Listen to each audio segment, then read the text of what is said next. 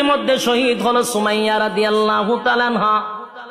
গাছের সঙ্গে বাইদা সন্তানের সামনে নির্যাতন করছে, কিন্তু সন্তানকে নসিহত করে, বাবা রে, জীবন যদি চলে যায় চলে যাবে, কিন্তু ঈমান দেওয়া যাবে না।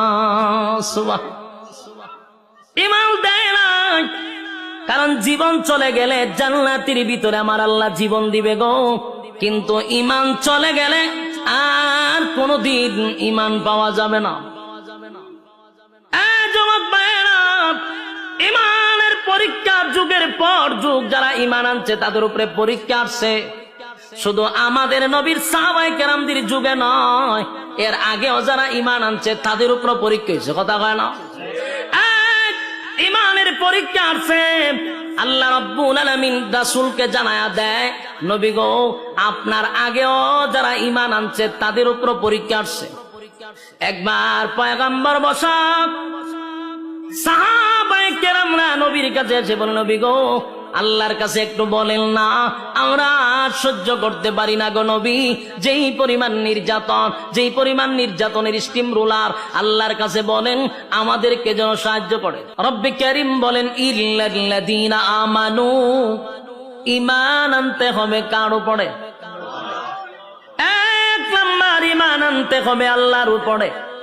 এই কথা কর্মসূচির এক নাম্বারটা হলো ঈমান। এক নাম্বার বলার পরে আপনার আর ভিতরে প্রশ্ন আসতে পারে, হুজুর আমরা যারা বসছি সবাই তো ঈমানদার দাবি করে বসছি, তাহলে তো এক নাম্বার কর্মসূচি অলরেডি পালনই করছি, ঠিক না? কিতা বুঝো? রব্বে কারীম বলেন, এক নাম্বার হলো ঈমান। ঈমান আনতে হবে আমি আল্লাহর উপরে।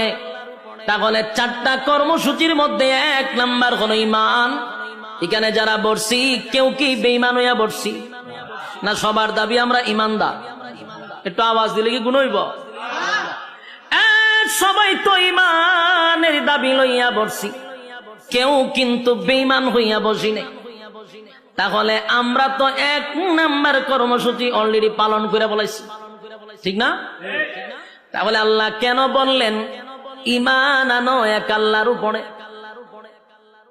মালিক ঈমানদারকে ঈমানের ওয়াজ কেন করলো? আমরা যদি সবাই ঈমানের দাবি নিয়ে এখানে বসি, তাহলে তো আল্লাহ আমাদেরকে ওয়াজ করার দরকার ছিল না। কথা হয় না? তাহলে বেঈমানরা ঈমান আনার কথা বলার দরকার। কিন্তু কোরআনের বহু জায়গায় দেখবেন, ইয়া আইয়ুহাল্লাযীনা আমানু, আল্লাহ ঈমানদারকে ঈমানের ওয়াজ করে।